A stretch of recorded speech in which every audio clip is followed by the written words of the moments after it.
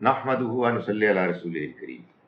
हम रमज़ान मुबारक से पहले जो मुख्तलिफ क्लासेस हो रही हैं उनमें से एक वो क्लास कि जिसके पीछे ये वाली बैकग्राउंड जो ट्यूसडेज को होती है उसमें हम सूरह ज़ुख़रुफ़ कर रहे थे। ये सूरह मुबारका सूरा नंबर 43। आप में से जिन लोगों ने रमज़ान मुबारक में मेरे कुरान मजीद के जो मुख्तलिफ सूरतों की तरतीब से खुलासा देखा, उसमें मैंने किसी एक क्लास में उन सूरतों को बयान किया था, यानी इख्तिसार के साथ, जो सूरतें हामीम से शुरू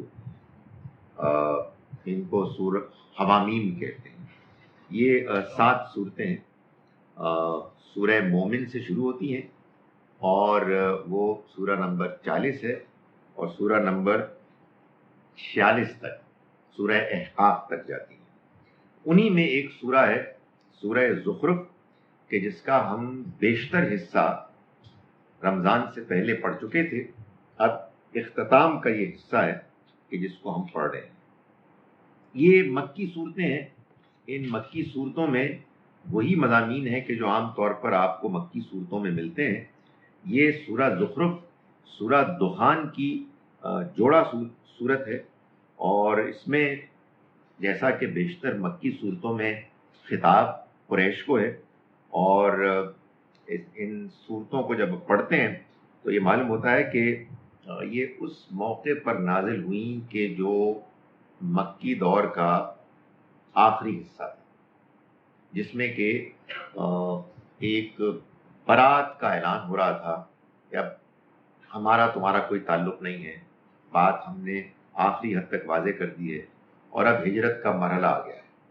सो असल में ये उस मौके की सूरतें हैं, सूरह ज़ुख़रुफ़ भी, सूरह दुखान भी।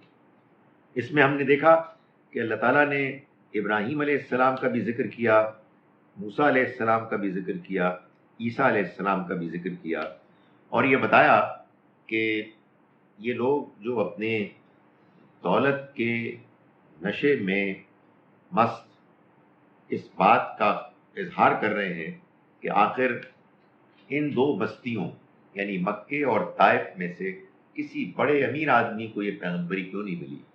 तो अल्लाह ताला ने इनको ये बताया कि ये पैगम्बरी दौलत से मुताल्लिक़ नहीं, ये तो इंसान के किरदार अखलाक से मुताल्लिक़ है। ये अल्लाह ताला उसको सुपुर्द करता है कि जो सबसे ज़्यादा अमानतदार, सबसे ज़्यादा रिलायबल, सबसे ज़्यादा बाक़िदार इंसान होता है। इस वजह से इनका ये मुतालबा किसी सूरत भी जायज़ नहीं है और इनको ये मालूम होना चाहिए कि ये जो हमने मईशत को तक़सीम किया है इस दुनिया में, इसके तक़सीम के पीछे हमारा एक और कानून है और वो ये है कि बाज़ लोग बाज़ दूसरे लोगों के मातहत होके दुनिया के निज़ाम को चलाएं।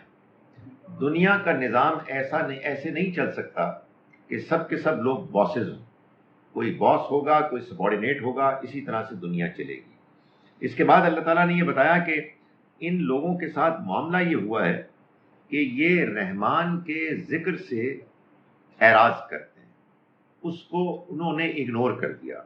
हमने ये तय किया हुआ है कि जो रहमान के ज़िक्र से एराज़ करेगा हम उसके साथ एक शैतान मुकर्रर कर देंगे और फिर वो उसका साथी बना रहेगा और अगर उसने उसको नहीं छोड़ा तो वो उसे सीधे रास्ते से हटाता रहेगा और ये सिलसिला जारी रहेगा उस वक्त तक कि जब तक कि वो हमसे नहीं मिलता। और जब वो मिलेंगे तो एक दूसरे के ऊपर लान तान करेंगे, यानी हमसे जब मिलेंगे जो जिक्र छोड़ देंगे। ये कुरान मजीद ने एक बड़ी इंपॉर्टेंट बात बताई कि अल्लाह के जिक्र को जो छोड़ेगा हम उसके साथ एक शैतान मुकर्रर कर देंगे, वो उसका साथी बन जाएगा, वो उसको सीधे रास्ते से रोकेगा और वो ख्याल करेगा कि वो हिदायत पर, और ये रहेगा सिलसिला जब तक कि हमसे वो मुलाकात नहीं करता। ज़ाहिर है इसमें ये बात इम्प्लाइड है कि अगर इंसान दोबारा रहमान के जिक्र को रिस्टोर करके अपने आप को शैतान की उस रफाकत से बचा लेता है तो फिर ज़ाहिर है कि वो बच जाए। ये सब बातें बयान की और उसके बाद फिर आखिर में अल्लाह ताला ये फरमा रहे हैं یا عبادی لا خوف علیکم الیوم ولا انتم تحزنون. قیامت کے دن آخرت میں جب اللہ اپنے نیک بندوں کے بارے میں اچھا فیصلہ کریں گے، کامیابی کا فیصلہ کریں گے، تو فرمائیں گے اے میرے بندوں، لا خوف علیکم الیوم، آج تم پر نہ کوئی خوف اندیشہ ہے، ولا انتم تحزنون، اور نہ ہی تم غمگین ہوں گے. یعنی تم کو یہ جو جنت ملی ہے، اس جنت کا سب سے نمایاں پہلو فیچر یہ ہے کہ تم یہاں آ کر دنیا کے ان مسائل سے بالکل آزاد ہو گئے ہو کہ جن میں تم گرفتار تھے. دنیا کے کیا مسائل ہیں؟ دنیا کے دو مسائل سب سے بڑے ہیں. ایک مستقبل کا اندیشہ اور ایک ماضی کا غم. وہی چیزوں میں پھنسے ہوئے ہیں. آگے کیا ہونے والا ہے آدمی اس اندیشے میں رہتا ہے. پیچھے جن لوگوں سے رشتے ناتے تھے وہ جا چکے ہیں یا جانے والے ہیں، اور کچھ حرکتیں ہم کر چکے ہیں ان پہ بھی ہم شرمندہ ہیں. تو پچھتاوے ہی پچھتاوے ہیں، یا رشتوں کے چھوٹنے کے یا فضولیات کرنے کے. آگے آگے خوف ہی خوف ہے، پتہ نہیں کیا ہونے والا ہے. تو اللہ تعالیٰ یہ فرماتے ہیں کہ جنت میں اس کے بالکل برعکس اللہ کی طرف سے بندوں کو جو زندگی ملے گی، وہ زندگی ان دونوں مسائل سے آزاد. نہ ماضی کا کوئی غم ہوگا، نہ مستقبل کا کوئی اندیشہ ہوگا. مستقبل کا اندیشہ تو ختم ہو گیا کہ یہ جنت ہے، اس میں خوشی، ترقی، بہتری بڑھتی جائے گی اور خاتمہ نہیں ہوگا. ماضی کا غم ختم ہو جائے گا، جتنے ماضی کے رشتے تھے وہ ساتھ مل جائیں گے، اور اگر کوئی نہیں ملے گا تو بھلا دیا جائے گا، سب کچھ ختم ہو جائے گا. تو فرمایا کہ ہے میرے بندوں، تمہارے اوپر آج کے دن نہ کوئی خوف ہے اور نہ ہی تم غمگین ہوگے. الذین آمنوا بآیاتنا وکانوا مسلمین. یہ کون لوگ ہیں؟ یہ وہ لوگ ہیں کہ جو ہماری آیات پر ایمان لائے اور وہ فرما بردار رہے.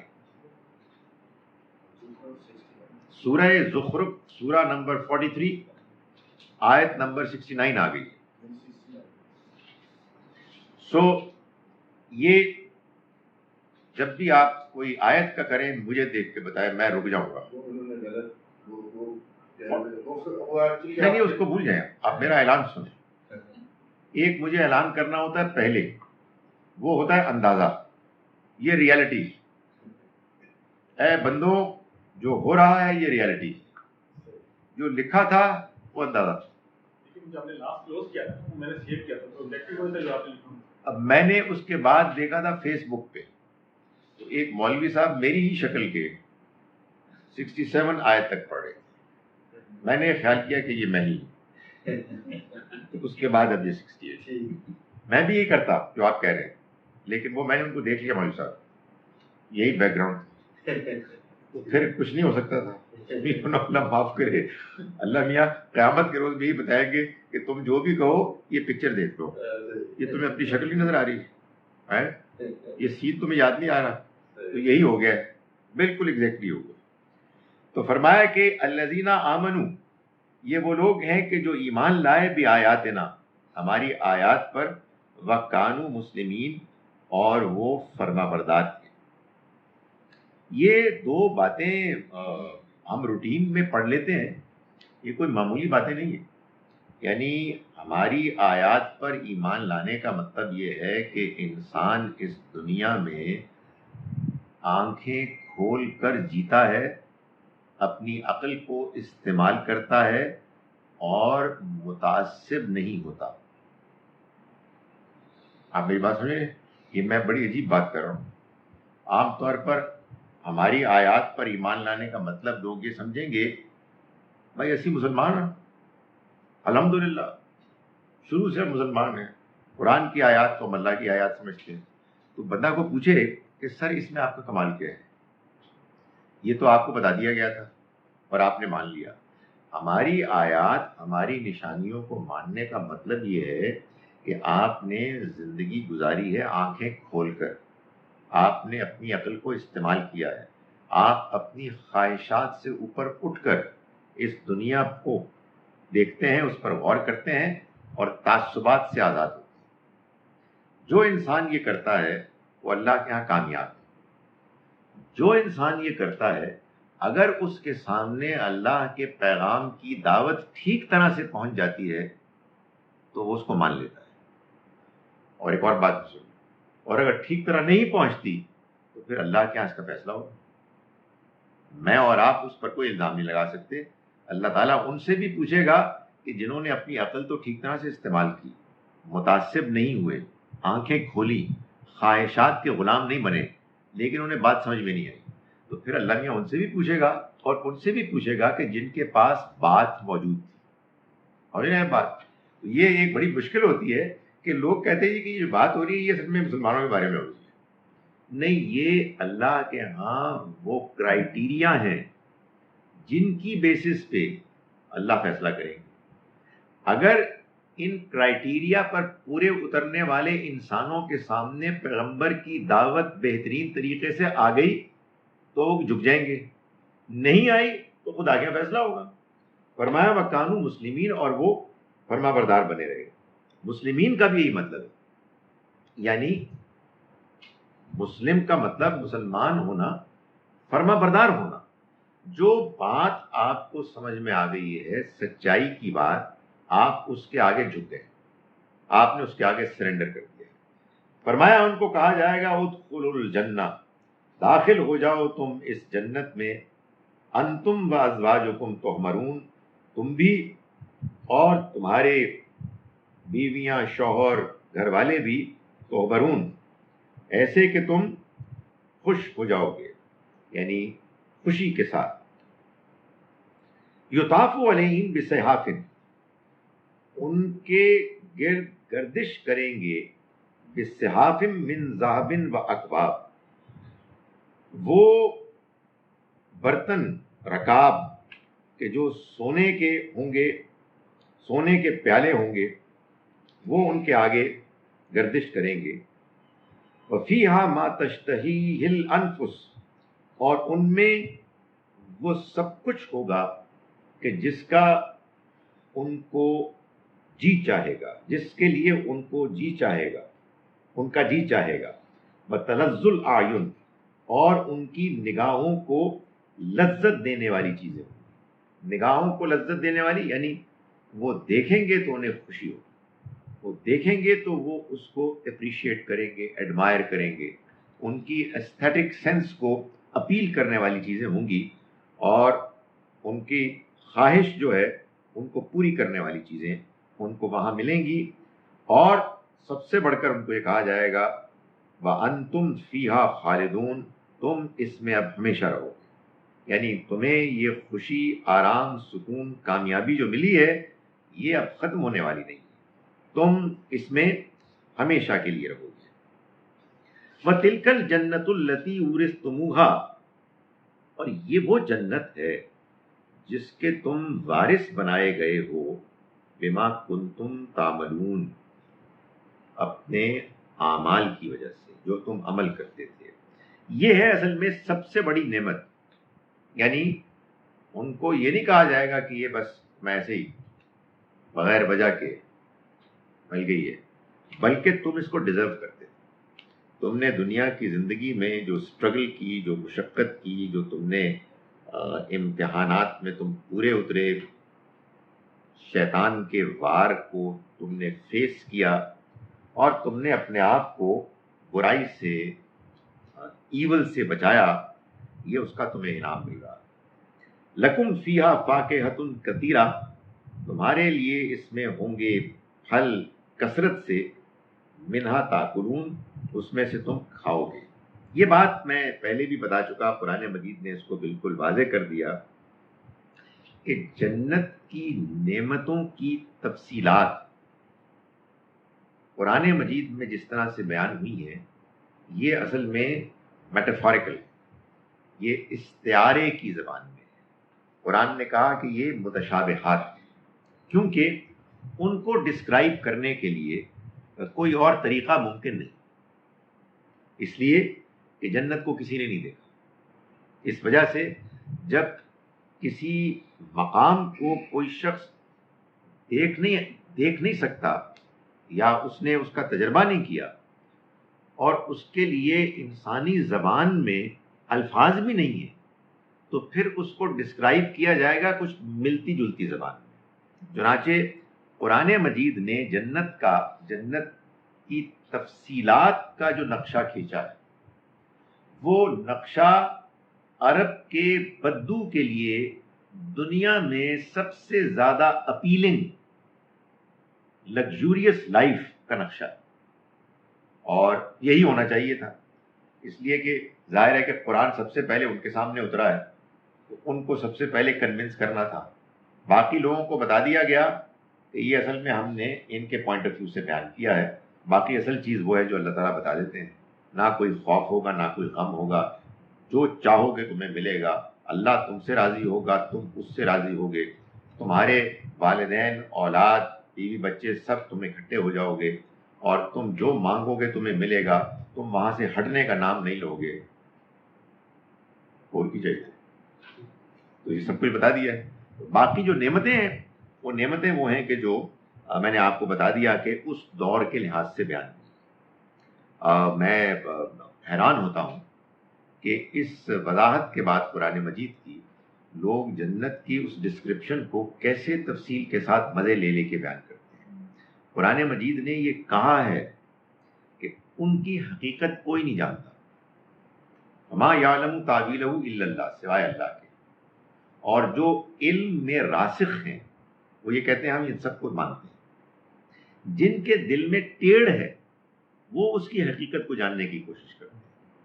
تو اللہ معاف کرے ان لوگوں کو اور ہدایت دے ان سب کو کہ جو جنت کی ان نعمتوں کی تفصیلات کو بیان کرنے کی کوشش کرتے ہیں کہ جن کو بیان کرنا مجھے اجازت دے منع ہے، جتنا بتا دیا بس کافی ہے، اس سے زیادہ کہ آپ کو ٹوہ میں لگنے کی ضرورت ہی نہیں ہے۔ اب میں نے اسی لیے ان کو دعا دی ہے اور کہا جی دیکھیں گزارش یہ ہے کہ ہر انسان کا عالم ہو یا عامی ہو کچھ غلطیاں کرنے کا حق ہے، اسی لیے تو کئی اننگز ہوتی ہیں، کبھی آدمی رن آؤٹ ہوتا ہے، کبھی آدمی سلپ کرتا ہے، کبھی بولڈ ہو جاتا ہے، تو یہ تو کرنا ہے نا، پھر نئی اننگز مل جائے گی انشاءاللہ۔ سر جی حدیثوں میں کیسے ہو سکتی ہے، آپ مجھے بتائیں حسین بھائی، یعنی اللہ کے پیغمبر اللہ معاف کرے قرآن مجید کی بات کو وائلیٹ کریں گے؟ بالکل قصے کہانیاں بے بنیاد۔ دیکھیں نیک آدمی بعض اوقات ضروری نہیں ہے کہ سمجھدار بھی ہو، بہت سے نیک آدمی اس امت میں ایسے گزرے ہیں جنہوں نے یہ سوچا کہ لوگوں کو موٹیویٹ کرنے کے لیے کچھ رنگین چیزیں ان کو بتائی ہیں، مزے کی یار بورنگ ہے ساری بولی ہوتی ہے، نہیں کچھ نہیں سمجھا بھائی میرے، اصولی طور پر یہ بات مان لی گئی۔ Can you imagine? اصولی دیکھیں حدیث کا فن بڑا زبردست فن ہے، اس میں آپس میں اختلاف ہو سکتا ہے لیکن اس میں ہمارے علماء نے بڑا کام کیا ہے، بڑا کمال کیا ہے، لیکن اس میں بڑی بڑی حماقتیں بھی ہوئی۔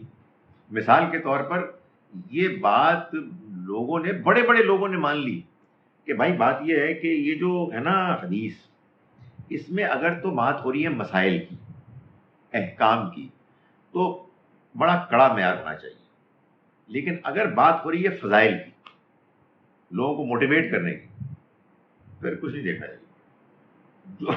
جو بات آ جائے زبان پہ چلا، خدا کے واسطے سب سے بڑی مصیبت تو انہی سے ہوئی ہے، اتنی ایگزیجریٹڈ سٹیٹمنٹس، اور وہ یار کین یو امیجن اللہ کے پیغمبر صلی اللہ علیہ وسلم کے منہ میں تم وہ بات ڈالنے کی کوشش کر رہے ہو۔ یار آدمی کو اللہ کا خوف کرنا چاہیے، لیکن نیک لوگ ہیں، اللہ تعالیٰ امید ہے انشاءاللہ ان کو اس پہ معاف کرے گا، لیکن اللہ سے یہ بھی امید ہے کہ ان کو روک دے گا کہ آگے بیان نہ کریں اور لوگوں کو قرآن پہ لائیں، اس لیے کہ اگر آپ کا مزاج بگڑ جائے تو آپ یقین جانیں آپ کو قرآن سمجھ میں نہیں آئے گا، بلکہ اللہ معاف کرے مجھے اجازت دیں آپ کو قرآن بورنگ لگے گا، اس لیے کہ یعنی آپ یہ دیکھیے کہ لوگ قرآن سے بات بیان کرتے ہیں کہ میں نے سورہ یوسف جتنی شاندار سورہ ہے، ایک کمال ہے، میں نے ایک سوال دیا اپنے اسٹوڈنٹس کو اس پہ، تو اس میں کیا کیا قصے آتے ہیں. تو ایک اسٹوڈنٹ نے لکھا، اور ظاہر ایک قصہ بیان ہوتا ہوگا، کہ وہ جو واقعہ ہے زلیخا کا اور یوسف علیہ السلام کا، اس میں اسٹوڈنٹ نے لکھا کہ زلیخا کے اس کمرے میں بت تھے، اس نے بتوں کے آگے چادریں ڈال دی کہ کوئی بت دیکھے نہ کہ میں یہ گھٹیا کام کر رہی ہوں. تو یوسف علیہ السلام نے فرمایا کہ تم بتوں کے آگے چادر ڈال رہی ہو تو میرا رب تو دیکھتا ہے اپنی آنکھوں سے. کیا زبردست ڈائلاگ کیا فضول بات ہے یار، کیا یعنی یہ قصے.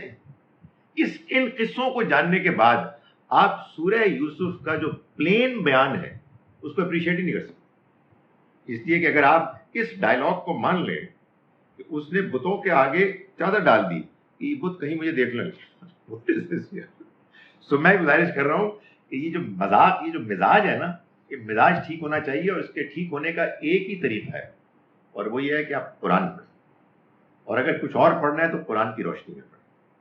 فرمایا ان المجرمین فی عذاب جہنم خالدون، بے شک مجرم جہنم کے عذاب میں ہوں گے ہمیشہ رہنے کے لیے.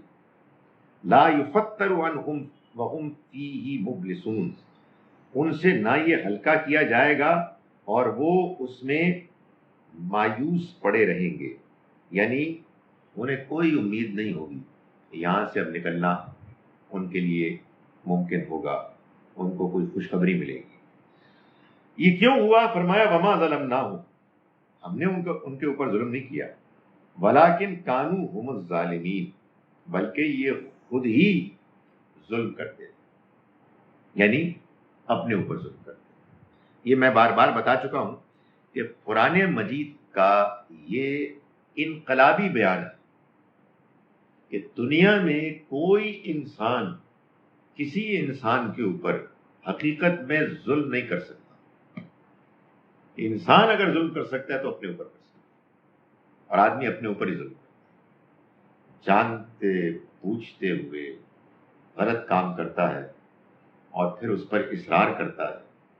اصل میں وہ کسی کا کچھ نہیں بگاڑ رہا، اپنا بگاڑ رہا ہے، خدا تعالیٰ کی دی ہوئی فطرت بگاڑ رہا ہے، اپنے مستقبل کو برباد کر رہا ہے، اپنی آخرت کر رہا ہے، اور جس پہ ظلم کر رہا ہے اس کی آخرت سنوار رہا ہے. اگر وہ صبر کرے گا تو باقی اس کی آخرت سنور گئی. تو وہ تو ظلم ہی ظلم ہے، لیکن اپنے اوپر. فرمایا وما ظلمناہم، ہم نے ان پر ظلم نہیں کیا. یہ فوراً بعد اللہ تعالیٰ نے اپنی صفائی پیش کی ہے کہ تم شاید یہ سوچو کہ یہ جو میں اتنی سخت باتیں کر رہا ہوں عذاب کی، تو یہ کو میں زیادتی کر رہا ہوں. ہم نے کوئی زیادتی نہیں، ہم کوئی زیادتی نہیں کر. یہ اللہ کا وعدہ ہے. اللہ تعالیٰ فرماتے ہیں کہ وما انا بظلام للعبید، ہم اپنے بندوں کے ساتھ رتی برابر بھی زیادتی نہیں کریں. تو ہم نے کوئی ظلم نہیں کیا ان پر، ولیکن کانوا هم الظالمین، بلکہ یہ خود ظلم کرتے تھے اپنے اوپر. ونادوا، اور وہ پکاریں گے، یا مالک، اے مالک. یہ اصل میں جہنم کے جو سیکیورٹی گارڈز ہیں، یہ ان کا لقب ہوگا. لیقضی علینا ربک، وہ کہیں گے کہ اے مالک، تو اپنے رب سے ہمارا کام ختم کر. لیقضی، ہمارے اوپر موت آ جائے، علینا، ہم پر، ربک، تمہارے رب کی طرف سے. قال انکم ماکثون، وہ کہیں گے نہیں، تم اب رہو گے، یعنی اب اسی حال میں تمہیں رہنا ہے، تمہیں موت نہیں آئے گی. لقد جئناکم بالحق، ہم تمہارے پاس آئے حق کے ساتھ. ولکن اکثرکم للحق کارہون، مگر تم میں سے اکثر حق سے کے معاملے میں بیزار تھے. یہ ان کو اب وہ جرائم بتائے گئے جا رہے ہیں جس کی وجہ سے وہ اس انجام کو پہنچے. انہیں یہ واضح کیا جائے گا کہ دیکھو تمہارا جرم یہ تھا کہ ہم نے تمہارے پاس حق بھیجا تھا، اپنا پیغام بھیجا تھا، مگر تم حق کے معاملے میں بیزار تھے، تم حق کو ماننے کے لیے تیار نہیں تھے. ام ابرموا امرا فإنا مبرمون، کیا انہوں نے کوئی بات طے کر لی ہے تو یقیناً ہم بھی طے کر لیں گے. یہ میں نے گزارش کی نا کہ یہ صورتیں اس زمانے کی ہیں جس میں کہ برات اور ہجرت قریب آ رہی ہے. تو معلوم یہ ہوتا ہے کہ اصل میں یہ جو بات بیان کی جا رہی ہے یہ ان لوگوں کی وہ سازش ہے کہ جو وہ نبی اکرم صلی اللہ علیہ وسلم کے بارے میں بالخصوص آپ کو قتل کرنے، آپ کو نکالنے کے لیے کر رہے تھے. تو فرمایا کہ کیا ابرمو امرن، کیا یہ کوئی بات طے کر رہے ہیں، انہوں نے کوئی سازش کر لی ہے، کوئی فیصلہ کر لیا ہے. فَإِنَّا مُبْرِمُونَ، تو ہم نے بھی پھر بات طے کر لی، ہم بھی طے کرنے والے ہیں. ام یحسبون انا لا نسمع سرهم ونجواهم، کیا ان کا خیال یہ ہے کہ ہم نہیں سن سکتے ان کی سرگوشیاں اور ان کی چھپی ہوئی باتیں.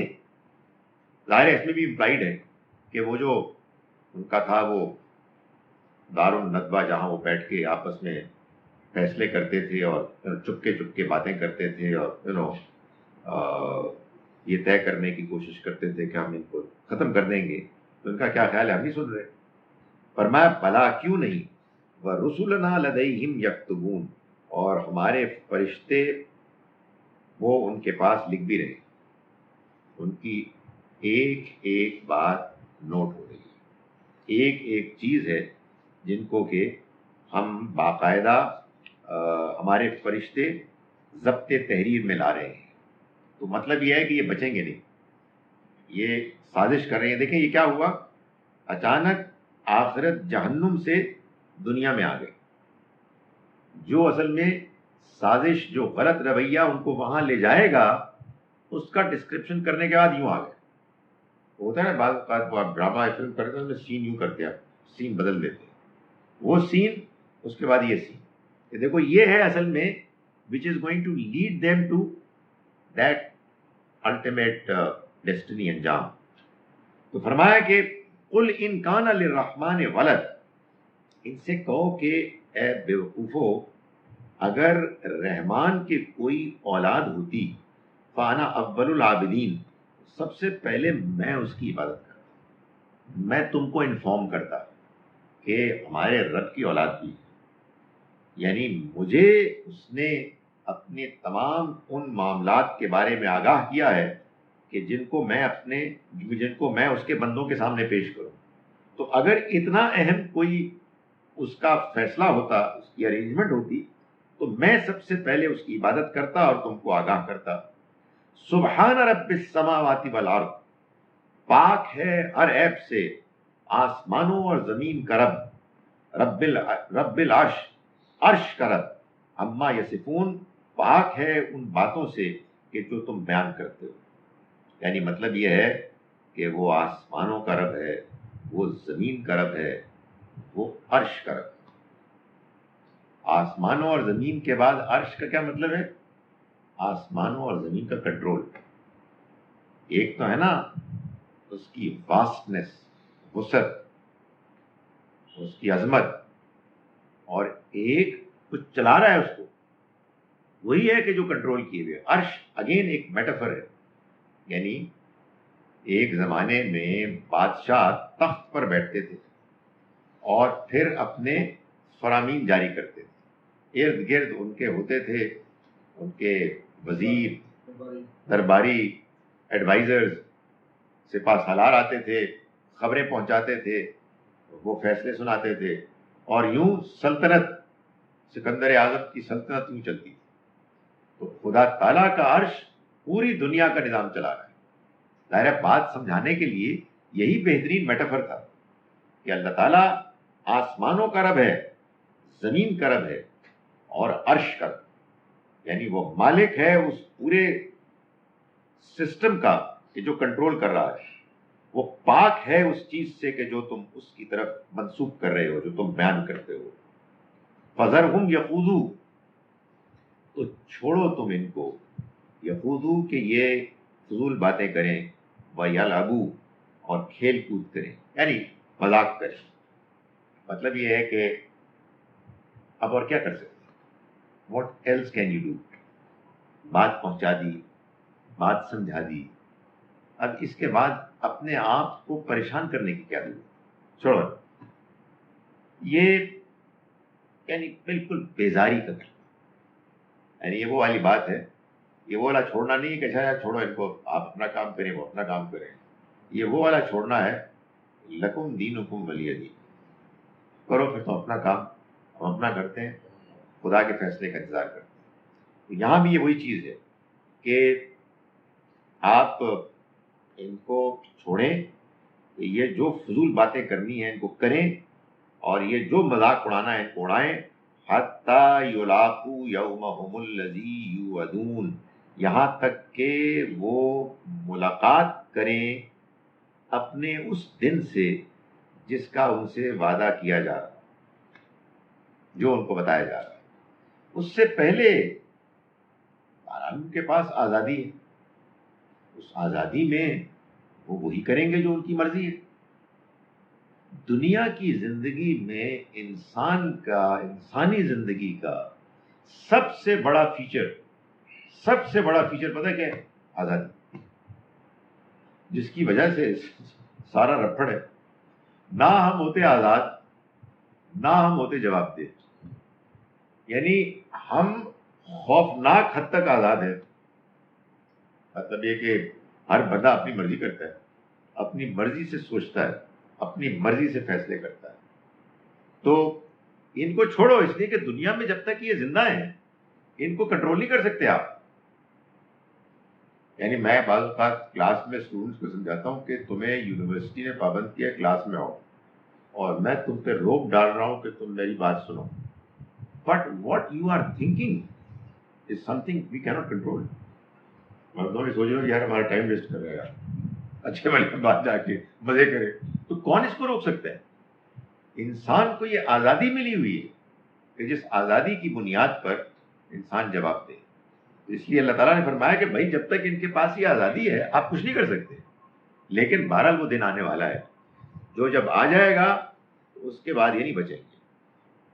وَهُوَ الَّذِي فِي السَّمَاءِ إِلَٰهٌ وَفِي الْأَرْضِ إِلَٰهٌ، اور وہی ہے صرف کہ جو آسمان میں بھی معبود ہے، الہ ہے، اور زمین میں بھی وہ الہ ہے. وَهُوَ الْحَكِيمُ الْعَلِيمُ، اور وہ حکمت والا ہے، علم والا ہے، جاننے والا ہے. الہ ہے معبود جس کی عبادت کی جانی چاہیے، وہ ہستی کہ جس کو جو عبادت کے لائق ہے. قرآن کا یہ دو ٹوک بیان ہے کہ اس پوری کائنات میں وہ صرف اللہ، کوئی اور ہے ہی نہیں، اس کا کوئی اور اسسٹنٹ نہیں، اور عبادت کے لائق ہے. کیوں؟ اس لیے کہ وہ جو ہم اس سے مانگتے ہیں وہ اس کو سنتا ہے اور اس کو پورا کرنے پر قدرت رکھتا ہے. کیسے؟ We don't know, we can't explain it. ما فوق الفطرت طریقے سے یہ اس پوری کائنات میں ایک ہی ہستی کے پاس اختیار ہے، یہ کسی اور کے پاس نہیں کہ آپ اس سے مانگیں اونچی آواز میں، دھیمی آواز میں، دل میں، وہ سنتا ہے.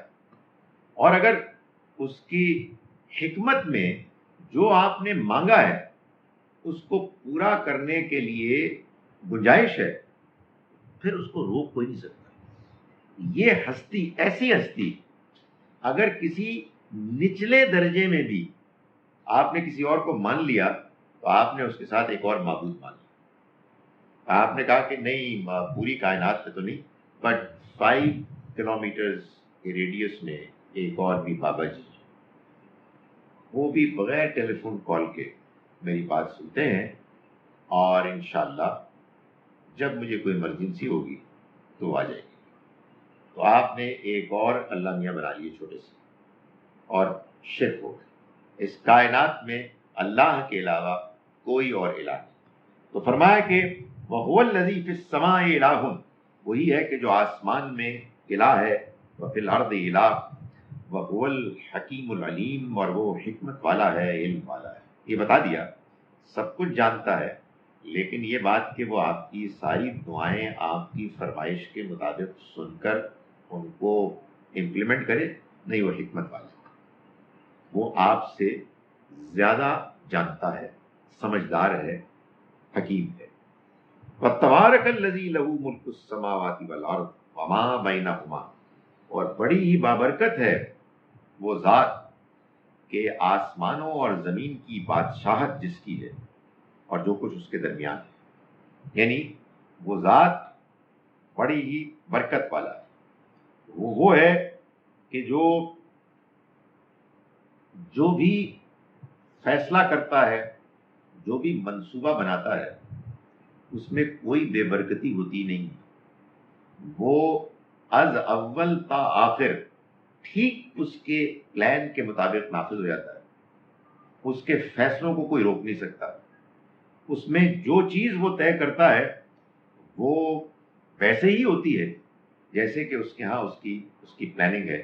تو بھائی بات یہ ہے کہ بندہ اگر امید لگائے، امید رکھے، تو اسی سے امید رکھے، باقی کسی سے امید رکھنے کی ظاہر ہے کوئی وجہ نہیں۔ وہی ہے جو آسمانوں اور زمین دونوں کا بادشاہ ہے اور جو کچھ اس کے درمیان ہے۔ یہی وہ بات ہے کہ بندہ کہتا ہے کہ یار کتنی بڑی پریولیج ہے کہ ہم ایسی ہستی کے سامنے دن میں 5 مرتبہ کھڑے ہو، and we are talking to him directly, جو گل کرنی ہے کرو۔ میں لوگوں کو کہتا ہوں کہ یار دیکھو، جو بولتے ہو سمجھ کے بولو، بڑے پاکیزہ کلمات ہیں لیکن ان کو پڑھنے کا بھی طریقہ ہونا چاہیے۔ کوئی بات ہے کہ سبحان ربی الاعلیٰ، سبحان ربی الاعلیٰ، سبحان اللہ اکبر، اللہ اکبر، سبحان ربی الاعلیٰ، سبحان ربی الاعلیٰ۔ Sir what are you doing? Wasting such an important opportunity. بھائی اللہ سے آپ بات کریں یار، اللہ تعالیٰ بادشاہ آسمانوں اور زمین کا آپ کے سامنے ہے، آپ اس کو سجدہ کر رہے ہیں۔ سو یہ الہ، یہ ہے وہ ہستی۔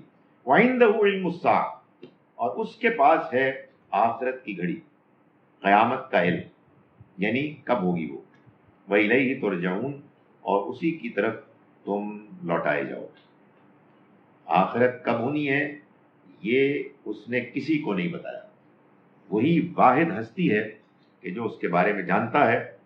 جب وہ اس کے بارے میں اپنا فیصلہ کر لے گا تو پھر وہ فیصلہ امپلیمنٹ ہو جائے گا اور اس کی طرف تم سب لوٹائے جاؤ۔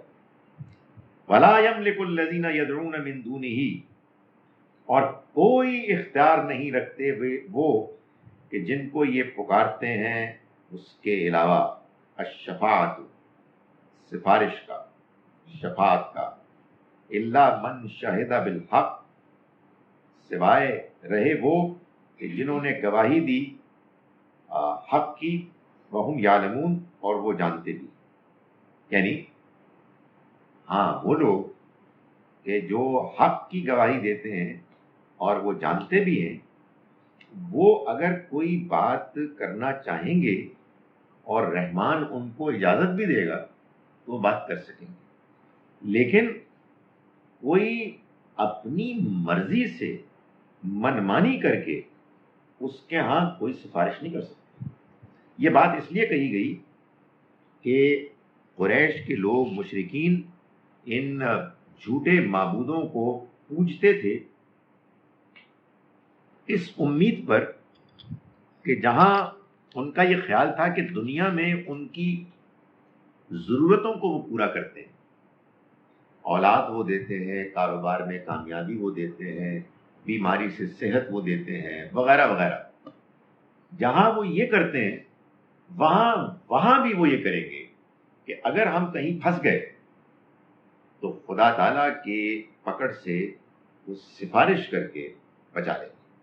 چنانچہ ان کے ہاں یہ بھی نظریہ تھا کہ فرشتے اللہ کی بیٹیاں اور لاڈلی بیٹیاں، تو وہ جب ان کو پوچھتے ہیں تو اپنی آخرت کو سیکیور کرتے ہیں۔ وہ آخرت کی جو پتہ نہیں ہوتی ہے کہ نہیں ہوتی، بٹ جسٹ ان کیس اگر ہو گئی تو ہم بچا لیے جائیں گے۔ تو اللہ تعالیٰ یہ فرماتے ہیں کہ کوئی اختیار نہیں رکھتے وہ جن کو یہ پکارتے ہیں اس کے سوا سفارش کا کوئی اختیار نہیں رکھتے، سوائے ان کے کہ جنہوں نے گواہی دی حق کے ساتھ اور وہ جانتے ہیں۔ یعنی یہ لوگ ہیں کہ جو اگر اللہ کی طرف سے ان کو اجازت ملے گی تو وہ کچھ بات کہہ سکیں گے، اور جیسا کہ قرآن مجید نے کہا کہ وہ جو بات کہیں گے وہ بات بھی سچی ہوگی، اور اللہ تعالیٰ اپنے فیصلوں میں اس کو اکوموڈیٹ کریں گے۔ اس کی تفصیل کیا ہے؟ اس کی تفصیل یہ ہے یعنی کہ اللہ اپنے بعض بندوں کے بارے میں یہ فیصلہ کرے گا کہ ان کی اپنی پرفارمنس کی وجہ سے یہ تو نہیں ہوا کہ وہ مکمل طور پر پاس ہو گئے، مگر یہ بھی نہیں ہوا کہ وہ بالکل ناکام ہو گئے، تو درمیان کے کسی ایریا میں وہ پائے جائیں گے، تو اللہ ان کو گریس مارکس دے کے کامیاب کر دے گا، اور یہ اصل میں اس کی طرف سے شفاعت اور سفارش کے نتیجے میں بظاہر ہوگا۔ یہ شفاعت اور یہ سفارش اس کے وہ پسندیدہ بندے کریں گے جن کی عزت افزائی کے لیے وہ یہ ارینجمنٹ کرے گا۔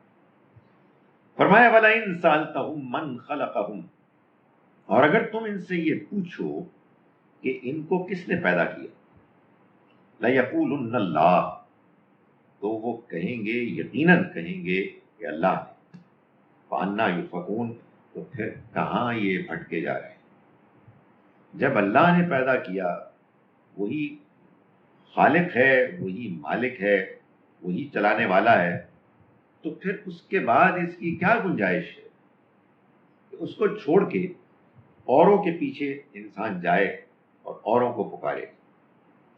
وقیلی ہی، اور وہ اپنی اس بات کی گواہی دیں گے، یا رب ان ہؤلاء قوم لا یؤمنون، کہ یہ وہ لوگ ہیں کہ جو ایمان نہیں لائے، یعنی ایمان لانے والے نہیں بنے۔ یہ اصل میں جو بات ہو رہی ہے پیچھے، جو بات بیان کی اللہ تعالیٰ نے پیغمبروں کے بارے میں، یہ اسی کو آگے پھر اللہ تعالیٰ آخر میں بیان فرما رہے ہیں کہ ان کے بارے میں یہ کہا جائے گا، یعنی اس قوم وہ اس قوم کے بارے میں کہیں گے کہ یہ لوگ ایمان لانے والے نہیں بنے۔ اے میرے رب، یہ جو میں نے دعوت ان کے سامنے پیش کی، یہ وہ لوگ ہیں کہ جو تمام تر کوششوں کے باوجود ایمان لانے پر راضی نہیں ہوئے۔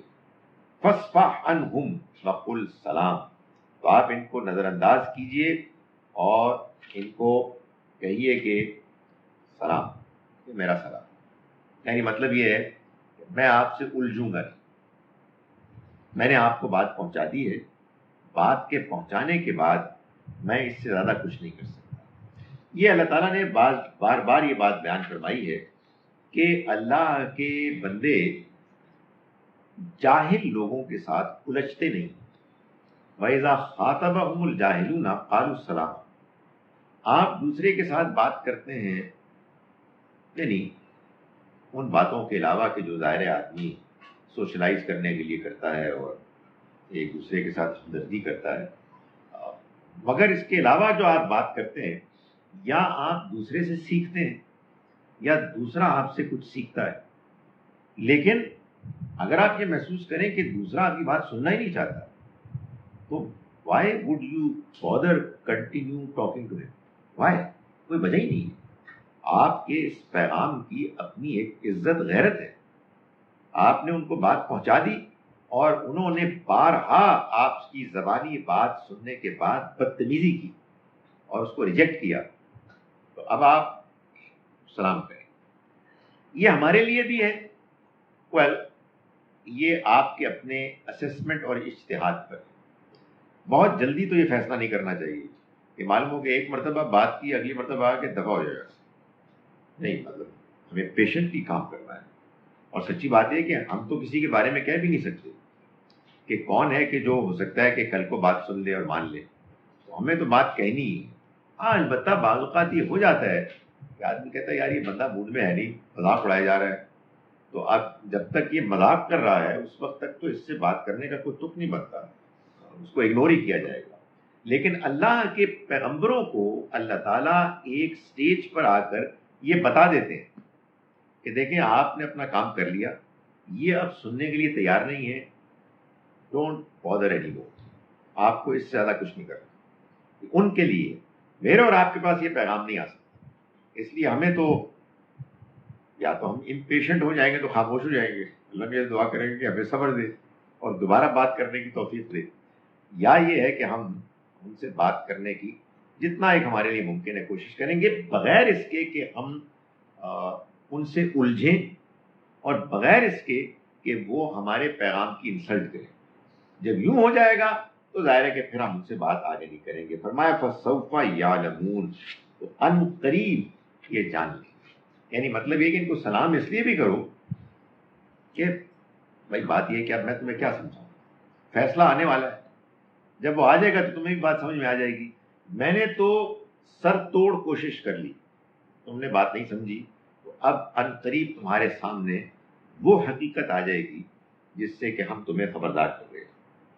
میں ان آیات کا ترجمہ ایک مرتبہ پھر کر رہا ہوں، یعنی سورہ زخرف کی آخری آیات کا یہ ترجمہ میں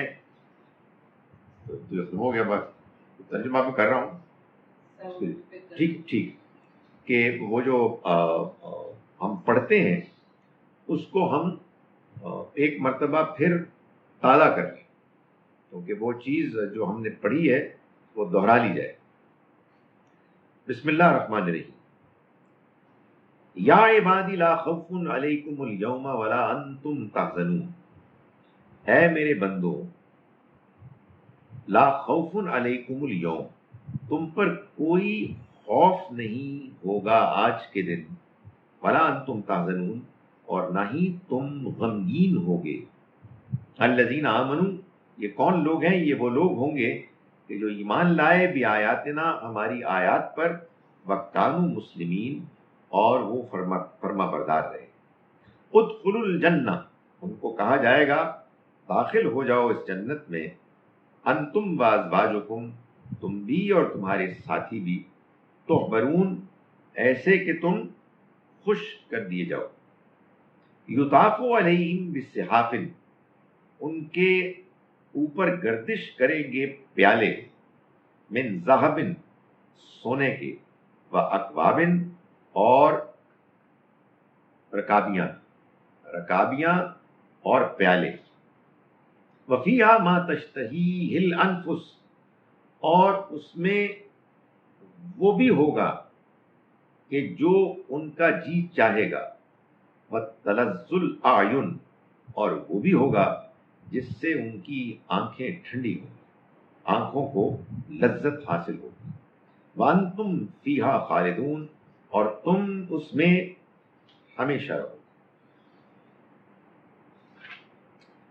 وَتِلْكَ الْجَنَّةُ الَّتِي اُورِثْتُمُوهَا، یہ ہے وہ جنت تم جس کے وارث بنائے گئے ہو، بما کنتم تعملون، اس وجہ سے کہ جو تم عمل کیا کرتے تھے. لکم فیہا فاکہۃ کثیرہ، تمہارے لیے اس میں کثرت کے ساتھ پھل ہوں گے، منہا تاکلون، جن میں سے تم کھاؤ گے.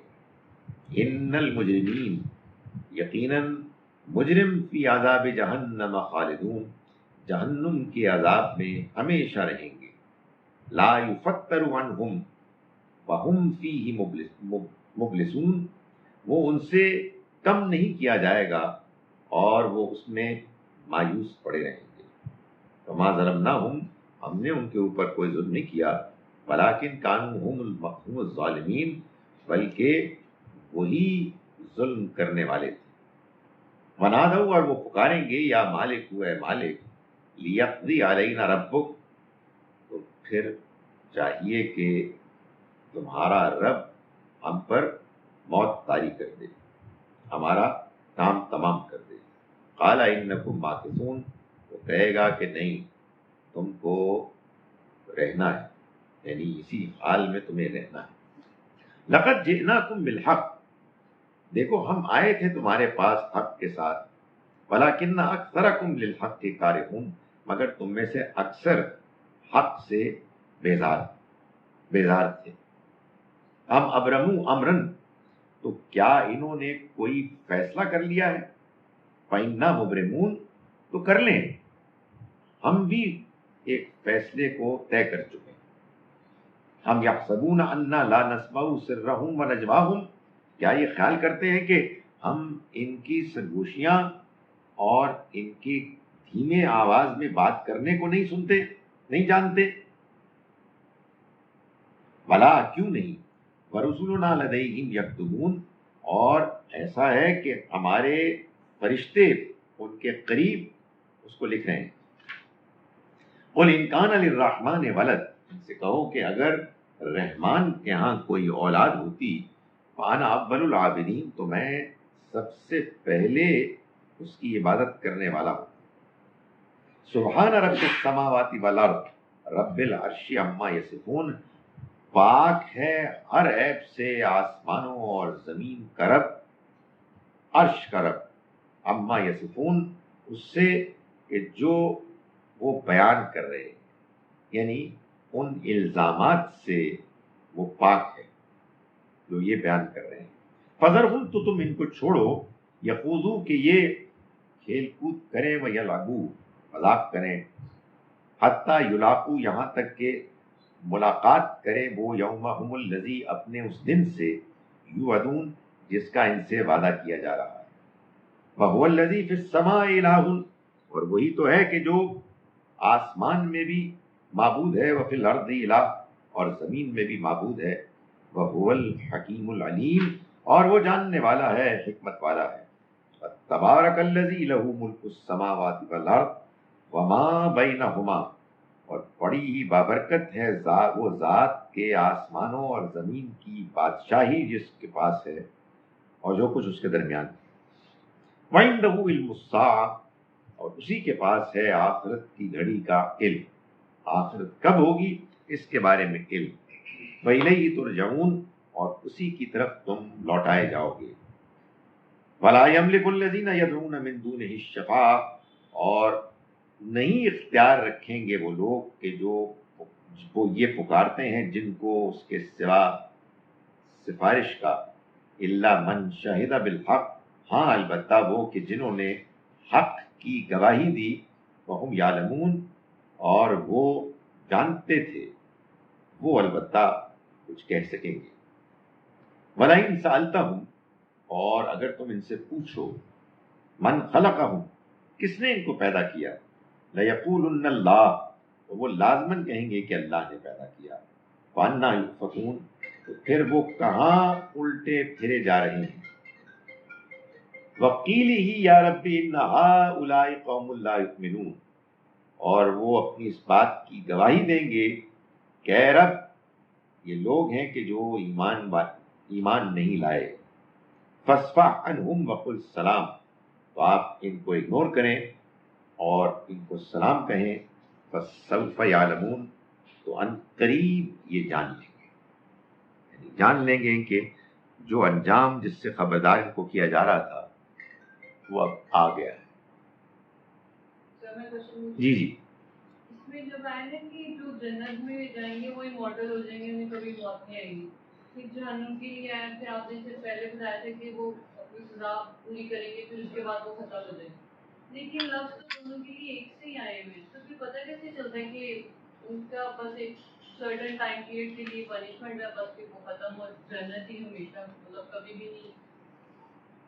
جن لوگوں کو یہ کہا گیا ہے کہ وہ جہنم میں جائیں گے، ان کے لیے بھی یہی الفاظ آئے ہیں کہ وہ اس میں ہمیشہ رہیں گے، اور جن کے بارے میں یہ کہا گیا ہے کہ وہ جنت میں جائیں گے، ان کے لیے بھی یہی الفاظ آئے ہیں کہ وہ اس میں ہمیشہ رہیں گے۔ آپ فرماتے ہیں کہ جہنم کے بارے میں اللہ تعالیٰ ایک موقع پر یہ فیصلہ کرے گا کہ اس کا خاتمہ ہو جائے گا، تو الفاظ تو جنت اور جہنم کے بارے میں ایک ہی ہے، تو پھر آپ کیسے کہتے ہیں؟ میں کیسے کہتا ہوں، میں اس کو ڈھونڈ رہا ہوں۔ یعنی سورہ ہود سورہ نمبر 11 میں آیت نمبر 107 میں اللہ تعالیٰ نے فرمایا ہے جہنم کے بارے میں، آیت نمبر 106 سے، فَأَمَّا الَّذِينَ شَقُوا، رہے وہ لوگ کہ جو بدبخت ہوں گے، فَفِي النَّارِ، تو وہ آگ میں ہوں گے، لَهُمْ فِيهَا زَفِيرٌ وَشَهِيقٌ، اور اس میں ان کے لیے ہوگا چلانا اور چیخنا، خالدین فیہا، وہ اس میں ہمیشہ پڑے رہیں گے، ما دامت السماوات والارض، جب تک آسمان و زمین قائم ہیں، الا ما شاء ربک، سوائے جو تمہارا رب چاہے، ان ربک فعال لما یرید، یقیناً تمہارا رب جو وہ چاہتا ہے کر گزرتا ہے۔ یہ پہلی بات ہے جو جہنم کے بارے میں، یعنی اللہ نے گویا کہ یہ اشارہ کر دیا کہ جہنم میں اللہ تعالیٰ جب لوگوں کو سزا کے لیے ڈالے گا تو یہ اس کے ہاں ایک پلان ہے کہ جو ایک خاص ڈیوریشن کا ہے، وہ ڈیوریشن آسمانوں اور زمین کے قائم رہنے تک ہے۔ اس کا کیا مطلب ہے ہم نہیں جانتے، لیکن بہرحال یہ اللہ تعالیٰ نے بتا دیا۔ اس سے یہ معلوم ہوا کہ یہ جو ہمیشہ رہنے کا اللہ کا بیان ہے، اس کا مطلب کیا ہے۔ اب میں ہماری زبان میں بھی یہی اس طرح الفاظ ہوتے ہیں، دیکھو میں تم کو ہمیشہ تم کو میں اپنے سے دور رکھوں، ہمیشہ۔ یہ ہمیشہ کیا، جتنا آپ زندہ ہے، جتنا وہ زندہ ہے، اس سے زیادہ ہمیشہ ہو نہیں سکتا۔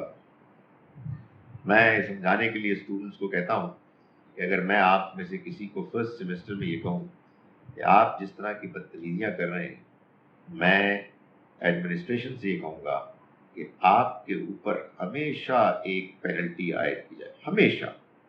اس ہمیشہ کا مطلب ہے 8 سیمسٹر، اس لیے کہ اس کی اپنی ایک ڈیوریشن ہے۔ تو یہ تو ہوا جہنم۔ اب آئے جنت، فرمایا وَأَمَّا الَّذِينَ سُعِدُوا، رہے وہ لوگ کہ جو سعادت مند ہوئے، فَفِي الْجَنَّةِ، تو وہ جنت میں رہیں گے، خالدین فیہا، ہمیشہ کے لیے اس میں، ما دامت السماوات والارض، جب تک آسمان اور زمین قائم ہے، الا ما شاء ربک، سوائے اس کے کہ جو تمہارا رب چاہے، عطاء غیر مجزوز، یہ عطا ہوگی جو کبھی ختم نہیں، غیر منقطع۔ تو یہ بتا دیا کہ یہاں ما دامت السماوات والارض اور ما شاء ربک، جب خدا نے طے کیا نہیں ختم ہو، وہاں یہ نہیں کہا۔ اس سے یہ اشارہ مل گیا کہ اصل میں ایک ہے کہ جس کی ڈیوریشن ہے، دوسرے کی نہیں ہے۔ اس سے نڈر، بے خوف اور نچنت ہونے کی کوئی وجہ نہیں، کمپلیسنٹ ہونے کی کوئی گنجائش نہیں۔ یعنی فرض کیجئے مطلب یہ کہ یعنی 5000 سال مطلب ادھر سے کوئی پھر پرابلم ہوئی، ہمیشہ تو میں برداشت نہیں کر سکتا، 5000 سال میں میں افورڈ بھی نہیں کیا، 5000 سال برداشت کروں۔ سو ظاہر ہے کہ سچی بات یہ ہے کہ بندہ اگر 500 سال نکال گیا پھر ہمیشہ بھی نکال لے گا۔ سو یہ سب ہمیں اصل میں بتانے کے لیے ہے کہ دیکھو تم امیجن نہیں کر سکتے، وہ ایک لمبی سزا ہوگی۔ جی ابھی آپ نے پڑھا ہے کہ جی جہنم جو ہے وہ اس وقت قائم رہے گی جب تک زمین و آسمان ہے۔ قرآن میں ایک جگہ اللہ نے خود کہا ہے کہ جب قیامت آئے گی تو آسمان پھٹ جائے، لپیٹ دیا ہے۔ وہ بھی ہے، وہ بھی ہے، اور ایک تیسری چیز بھی ہے کہ یہ زمین اور یہ آسمان بدل دیے جائیں گے ایک اور زمین اور ایک اور آسمان سے۔ اس سے یہ معلوم ہوا کہ پھٹنے کا عمل بھی ہوگا، بدلنے کا عمل بھی ہوگا، جڑنے کا عمل بھی ہوگا، اور پھر اس کو ریکریٹ کیا جائے۔ اس کا ذکر ہے قرآن میں کہ ریکریٹ ہوں۔ سورہ ابراہیم، سورہ نمبر 14، اللہ تعالیٰ میری عزت رکھ لے، آیت نمبر 48، اس میں یوں ہے، یوم تبدل الارض غیر الارض، جس دن یہ زمین بدل دی جائے گی ایک دوسری زمین کی شکل میں، بس سماوات اور آسمان، تو معلوم یہ ہوتا ہے کہ بہت سارے کام ہوں گے، پھٹنا، جڑنا اور پھر دوبارہ بننا۔ اسی طرح کا پھر آگے جا کے بھی کوئی پروجیکٹ ہوگا جس کی طرف اللہ تعالیٰ نے اشارہ کر دیا، مگر اس میں یہ بات، یہ تسلی دلا دی کہ اس پروجیکٹ سے آپ کی کامیابی متاثر نہیں۔ میرا یہی کوشچن تھا، میں نے باقی صاحب سے یہی ایگزیکٹ کوشچن کیا تھا کہ ہمیں جنت الفردوس کا جو کانسیپٹ ہے وہ یہ ہے کہ اگر کسی دماغ میں بھی کوئی خیال آتا ہے تو وہ جنت کا نہیں ہو سکتا، کسی کو کوئی تصور نہیں ہے۔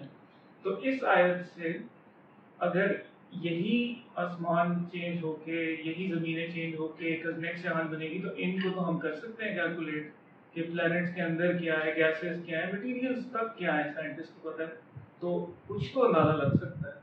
اس کا انہوں نے یہی پھر جواب دیا تھا کہ یہ ضروری نہیں ہے کہ جب وہ ایونٹ اکر ہو تو یہی فزکس کے جو لاز ہیں، یہی جو مٹیریلز کے لاز ہیں اس یونیورس کے، وہ وہاں پہ بھی اپلائی ہوں گے۔ یعنی اصل میں جو یہ بات بیان کی جاتی ہے، یہ سمجھانے کے لیے کی جاتی ہے کہ خدا تعالیٰ کو کوئی ایکسٹرا کہیں اسپیس بنانے کی ضرورت نہیں ہے، آلریڈی موجود ہے۔ میں سمجھانے کے لیے لوگوں کو کہتا ہوں کہ یہ پلاٹس اور فائلز موجود ہیں مکان بننے والے، اور یہ بھی اصل میں اس لیے ہے کہ میں آپ کو بتا چکا کہ لوگ جو مذاق اڑانے والے ہیں، مذاق اس طرح بھی اڑاتے ہیں جیسے کہ برٹرنڈ رسل نے کہا کہ آپ کہتے ہیں کہ آپ کا خدا بڑا کوئی حکیم دانا خدا ہے، کیا حکمت ہے، ایک چھوٹے سے پارٹیکل کے برابر اس اتنی بڑی یونیورس میں تو زندگی ہے، یہ بھلا کون سی حکمت ہوئی؟ تو گویا کہ اللہ تعالیٰ نے اسی کو جواب دیا کہ بیوقوف آدمی، یہ جو چھوٹی سی زندگی ہے، اسی میں جو لوگ جنتی ہوں گے ان کے لیے اس پوری کائنات کو ہم اس کے مطابق کنورٹ کرتے ہیں۔ Nothing will go to ہاں، waste. کوئی چیز ویسٹ نہیں اتنی ہوتی۔ اسپیس جو ہے جو Absolutely. ہم دیکھ بھی نہیں سکتے، it will turn into something bigger where we will be allowed to inshallah. یہ ہوگا۔ ایک سوال ہو رہا ہے جی جی، میں نے راہ میں ایک ویڈیو کلپ دیکھی ہے مختلف علماء کے بیان سے، تو اس سے یہ پتہ چلا کہ یہ جو تراویح ہے یہ رسول صلی اللہ علیہ وسلم کے زمانے میں ہوئی تھی، یہ تو موسٹ پرابلی شاید عمر نے شروع کی تھی بعد میں، جی تو جو چیز رسول نبی صلی اللہ علیہ وسلم نے نہیں پریکٹس کی، تو یہ جو پریکٹس ہے پھر کی بدعت نہیں آئی؟ دیکھیں، گزارش یہ ہے کہ تراویح کے بارے میں صحیح بات کیا ہے، یا اسی طرح کی اور باتوں کے بارے میں، اس بارے میں یہ چیز کلیئر ہونی چاہیے کہ ہم کو جو دین ملا ہے اصل میں تو ملا ہے اللہ کے پیغمبر کی طرف سے، لیکن جیسے اگر آپ غور کریں تو اصل میں تو لائے ہیں حضرت جبرائیل۔ حضرت جبرائیل نے یہ دین دیا، وہی دی نبی اکرم صلی اللہ علیہ وسلم۔ آپ کو قرآن ملا اور آپ نے اللہ ہی کی رہنمائی میں سنت جاری کی، جو ابراہیم علیہ السلام کی سنت تھی، اس کو اور جو اس میں ایڈجسٹمنٹس کی ضرورت تھی وہ کر کے یہ دین پھر ہم کو کیسے پہنچا؟ صحابہ کرام کی جماعت سے۔ وہ جماعت، ان کے آپس میں کچھ اختلاف بھی ہو سکتے ہیں، لیکن وہ بحیثیت مجموعی پورے کا پورا وہ گروپ کے جو انر کور تھا، وہ سارے کے سارے اس دین کے نمائندے تھے۔ چنانچہ ان سے کوئی ذاتی انڈیویجول کیپیسٹی میں غلطی بلنڈر ہو سکتے ہیں، مگر کلیکٹیولی مل کر وہ کوئی گڑبڑ نہیں کر سکتے۔ وہ خدا کے پیغمبر کے نمائندے ہیں۔ یہ میں نہیں کہہ رہا، قرآن کہہ رہا ہے کہ کذالک جعلناکم امتن وسطن، ہم نے اسی طرح سے تم کو بنایا ایک درمیان کی امت، لتکونوا شہداء علی الناس، تاکہ تم ہو جاؤ لوگوں کے سامنے گواہ، لوگوں پر گواہ، ویکون الرسول علیکم شہیدا، اور رسول تم پر گواہ ہو جائے۔ یہ بات بیان کرنے کا مقصد یہ ہے کہ اگر صحابہ کرام نے، تراویح تو بعد کا لفظ ہے، رمضان کے مہینے میں عشاء کی نماز کے بعد نوافل پڑھے تو وہ خود نہیں پڑھ سکتے۔ یہ بدعتیں ایجاد کرنے کا ہمیں شوق ہے، ان کے اندر اس کا امکان اور ہمت ہی نہیں، کوئی امکان ہی نہیں۔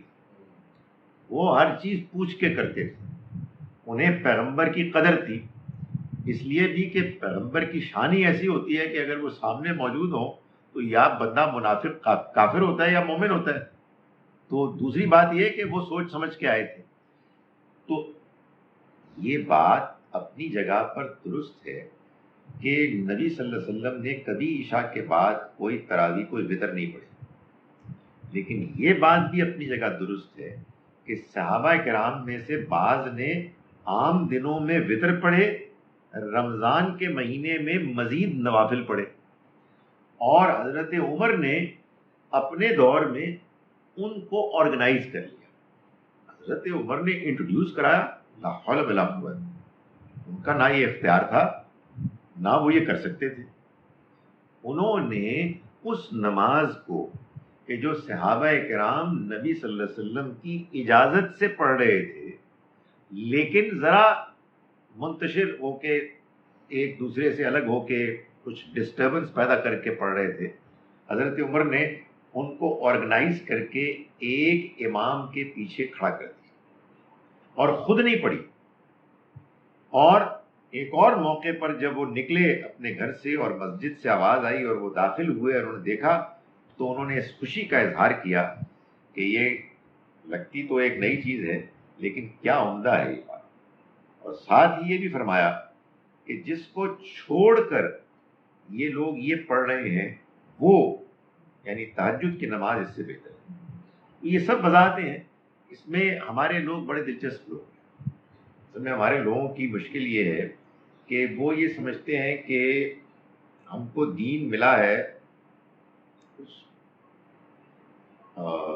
ڈس آرگنائز طریقے سے، کوئی ادھر سے مل گیا، انہوں نے کہا ادھر سے بھی مل گیا، سوال ہی پیدا نہیں۔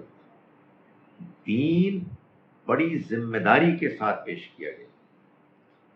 جو دین حضور نے دیا وہ دین صحابہ کرام میں پھیلا، سب نے اس کو جانا، سب نے اس کو اختیار کیا۔ اس دین میں ماننے والی باتوں کے علاوہ جو ظاہر قرآن میں بیان ہے، جو عمل کی چیزیں ہیں عبادات میں، ان کی دو کیٹیگریز ہیں، ایک فرض دوسری نفل۔ نفل عبادت میں ظاہر ہے کہ کسی کو پابند نہیں کیا گیا، لوگوں نے اپنے اختیار کے ساتھ پڑھی۔ انہی نفلی عبادات میں ایک نفلی عبادت وہ تہجد کی نماز ہے، جس کو حضور نے صحابہ کرام میں سے بعض کے لیے ان کی سہولت کے پیش نظر عشاء کے بعد پڑھنے کی اجازت ہے۔ تو آپ ہر وقت پڑھتے ہیں، وہ رمضان سے لنک نہیں۔ نبی صلی اللہ علیہ وسلم نے تہجد کی نماز رمضان اور غیر رمضان میں پڑھی، کوئی اور ایکسٹرا نماز نہیں پڑھی۔ البتہ ظاہر ہے کہ رمضان میں اس کی کیفیت کی اور ہی شان ہوتی تھی، لیکن رمضان کے پیش نظر بعض ان صحابہ نے کہ جو تہجد کی نماز نہیں پڑھ سکتے تھے یا وہ وتر پڑھتے تھے، جو حضور نے اجازت دی کہ تم عشاء کے ساتھ پڑھ لو تہجد ان لیو آف تہجد کی جگہ پر، تو انہوں نے یہ چاہا کہ نہیں یہ کچھ زیادہ ہونی چاہیے لمبی، اسی کنٹینیو، یہ اصل میں وتر ہی ہے۔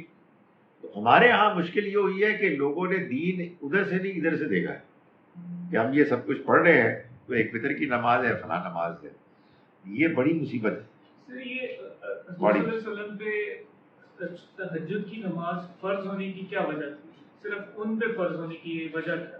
اس لیے کہ آپ اللہ کے پیغمبر تھے اور پیغمبری کی جو ذمہ داریاں تھیں ان کو نبھانے کے لیے جو آپ کی ذمہ داریاں تھیں اور آپ پر پریشرز آنے تھے، آپ کی مخالفتیں ہونی تھیں، آپ کو جس حوصلے اور ہمت کی ضرورت تھی، اس کے لیے یہ ضروری تھا کہ آپ تہجد کی نماز پڑھیں۔ اور آپ کے پڑھنے کے نتیجے میں پھر آپ کے ساتھی بھی انسپائر ہوئے.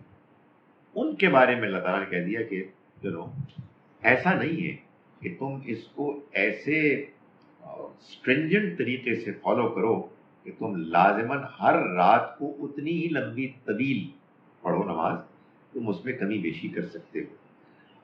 حضور کے بارے میں یہ تھا کہ آپ کی ذمہ داریاں دیکھیں، آپ کی ذمہ داریاں غیر معمولی تھیں، اسی لیے آپ کے معاملے میں اللہ تعالیٰ نے بعض اور معاملات میں بھی کچھ سہولت رکھی اور کچھ سختی کی.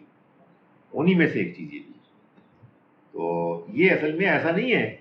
ہمارے یہاں تو اصل میں ایک بڑی پرابلم یہ ہے کہ وہ چونکہ حدیث کے علم کا غلبہ ہو گیا اور لوگوں کو محدثین کی اتنی عقیدت ہو گئی کہ گویا کہ وہ بھی وحی الہی کے لکھنے والے لوگ تھے، تو انہوں نے کہا جی اب یہ بات حدیث میں آئی ہے تو یہ دین ہے.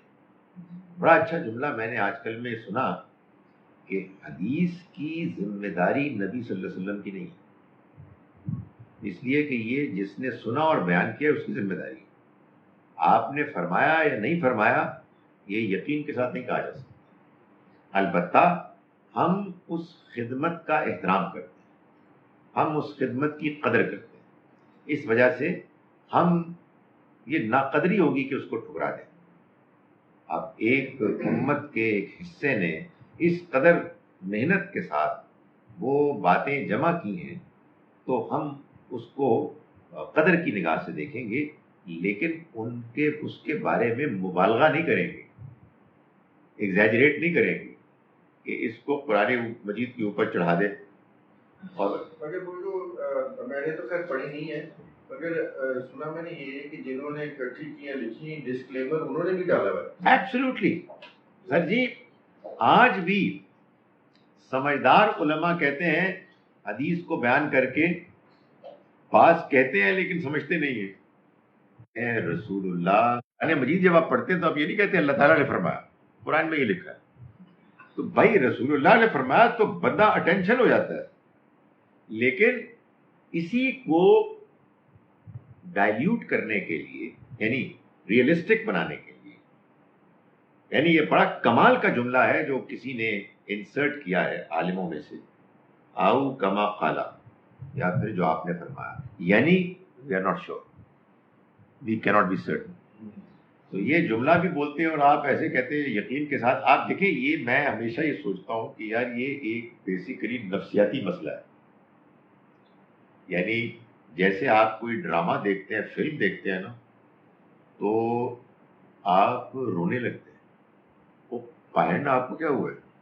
وہ تو ایکٹر ہے یار، پیچھے اس کے ڈائریکٹر ہے، یہ میوزک لگی ہوئی ہے، تو آپ کیوں رو رہے ہیں؟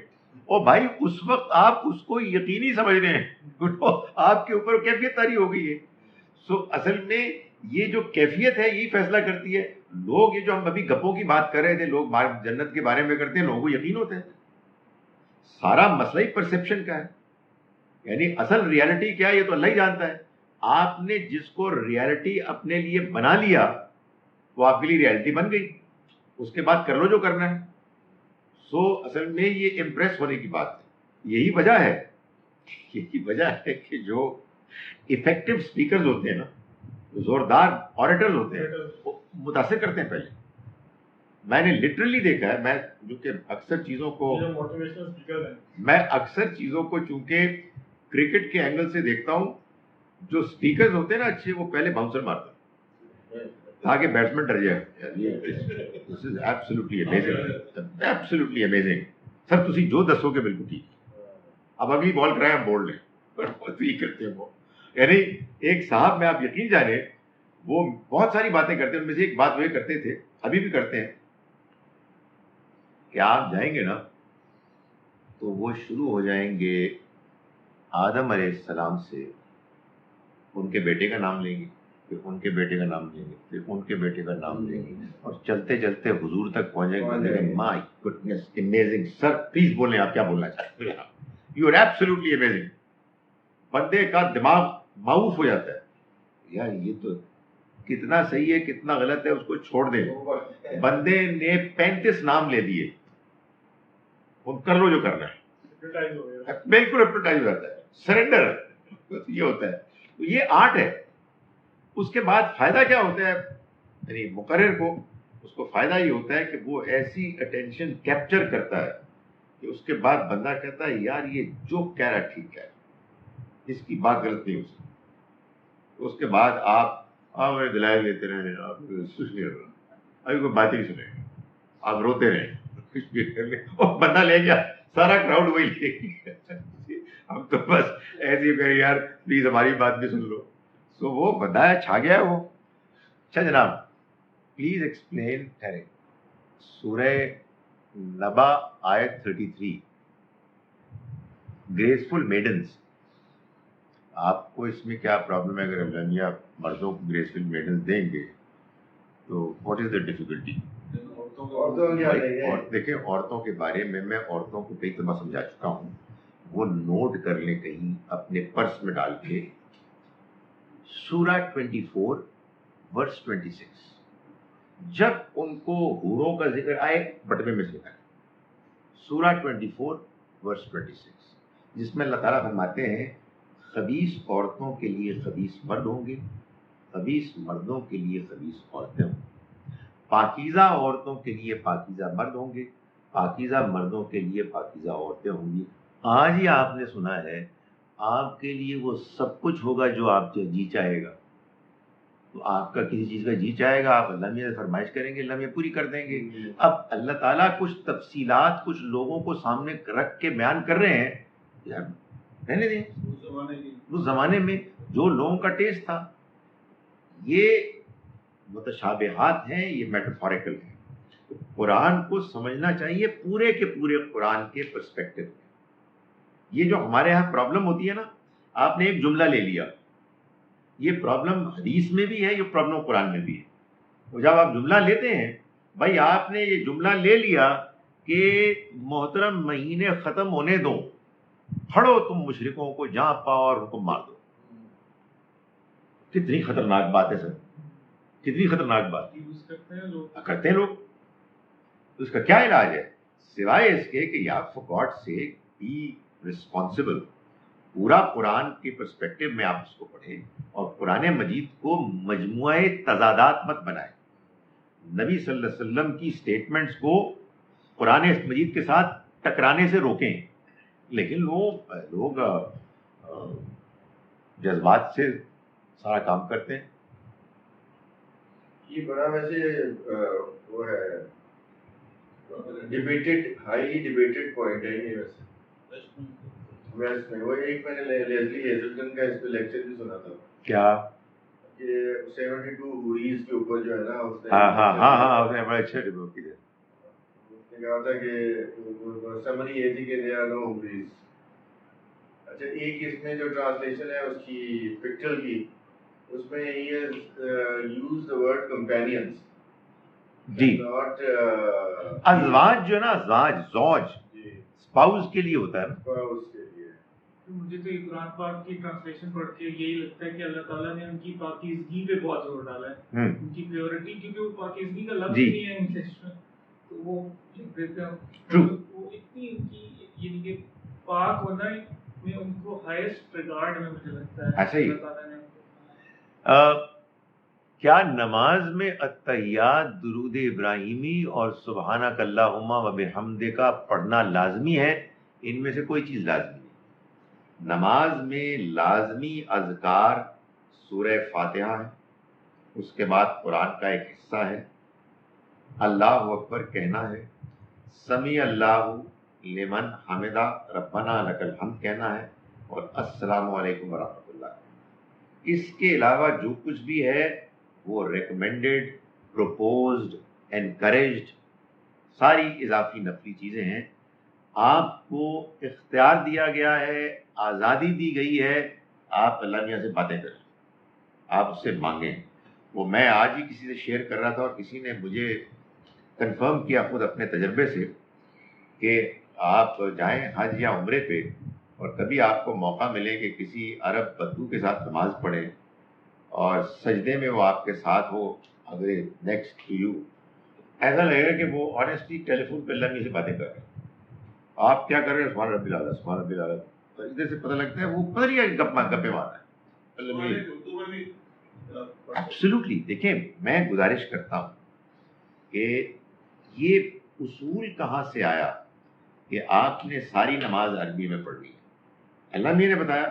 نہیں بتایا. نبی صلی اللہ علیہ وسلم کی زبان عربی. میں آپ سے گزارش کروں کہ یہ واقعہ حدیث میں بیان ہوتا ہے کہ نبی صلی اللہ علیہ وسلم نے ایک موقع پر نماز پڑھی. آپ جماعت کی نماز پڑھا رہے تھے اور رکوع سے اٹھے تو آپ نے فرمایا سمع اللہ لمن حمدہ ربنا لک الحمد. دوسری تیسری چوتھی صف میں ایک صاحب آئے بدو تھے، انہوں نے کہا حمدن کثیرن طیبن مبارکن فی، اپنی طرف سے. ہی واز سو ایکسائٹیڈ کہ انہوں نے پڑھا.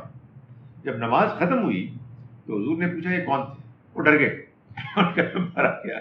حضور نے بہت تعریف کی. تم نے جو کہا تو فرشتے اس کے ایک دوسرے کے سے آگے نکلنے کی کوشش کر رہے ہیں کہ ہم اس کو پہلے حاصل کریں گے. سوال یہ پیدا ہوتا ہے کہ وہ جو صاحب تھے وہ ظاہر ہے بنگالی میں تو کہہ نہیں سکتے تھے، ان کی زبانی عربی تھی. انہوں نے حضور سے پلاننگ کر کے یہ کہا نہیں، جو ان کی زبان پر طاری ہوا وہ انہوں نے بیان کر دیا. اللہ کے پیغمبر نے تعریف کی. یار ہماری بھی نماز کو انٹرسٹنگ ہونے دیا. یعنی کیا یہ عجیب بات ہے کہ سلام پھیرنے کے بعد آپ کے اللہ میاں مینو ٹنڈے بھی دے دے تے پیاز بھی دے دے. یہ نماز کے بعد اللہ میاں کو اردو آ جاتی ہے، نماز کے اندر نہیں آتی. کوئی وجہ ہے؟ بھائی وہی خدا ہے. جو لازم چیزیں ہیں وہ کبھی عربی سے نہیں ہٹ سکتی. سورہ فاتحہ عربی ہے، قرآن مجید عربی ہے، عربی میں. اللہ اکبر عربی میں، سمیع اللہ لمن یہ عربی میں، السلام علیکم ورحمۃ اللہ یہ عربی میں. باقی جو اس میں فلیکسیبلٹی ہے وہ کرنے دیں، کر کے دیکھیں آپ اپنی نماز میں. یار میں یہ لوگوں کو سمجھاتا ہوں کہ یار ابھی آپ نے تراویحیں پڑھی ہیں، اس میں آپ نے ایک چیز ریگولرلی محسوس کی ہوگی. امام صاحب فرماتے ہیں سن لو جناب دوسری رکعت سجدہ ہے، پہلی رکعت سجدہ ہے. بالکل ٹھیک ہے جی، پہلی رکعت سجدہ، اور پھر سجدہ کر لیتے ہیں. یار یہ سوچتے نہیں کہ کیا کیا کیا آپ نے. معلوم ہے کیا کیا ہے؟ نماز پڑھتے پڑھتے آپ نے نماز چھوڑ دی اور سجدے میں گر پڑے. You know Y? اس لیے کہ حضور نے ایسے کیا. You know why? Because he used to get involved, emotionally involved in his prayers. آپ کو یہ محسوس ہوتا ہے یار یہ ایک ایسی بات ہے میرے اوپر اس وقت جو کیفیت ہے. یار نماز بعد میں سجدہ کرنا چاہتا ہوں، سجدہ کرتے ہیں تو آپ بھی سجدہ کرتے ہیں. یار اس کے باوجود آپ بورنگ نماز پڑھتے ہیں. ویسے کتنی عجیب بات ہے کہ سجدے کی آیت آگی سجدہ کرنے. او بھائی یہ تو سوچو کہ یہ سجدے کی آیت ہے کیا. یعنی میں ان میں سے ایک آیت آپ کو بتاتا ہوں. داؤد علیہ السلام کو اللہ نے ایک فیصلے کے لیے کچھ لوگوں کو بھیجا. انہوں نے فیصلہ سناتے ہوئے کہا کہ دیکھو بہت ایسا ہوتا ہے کہ بعض لوگ جو طاقتور ہوتے ہیں وہ کمزوروں کو دبا دیتے ہیں.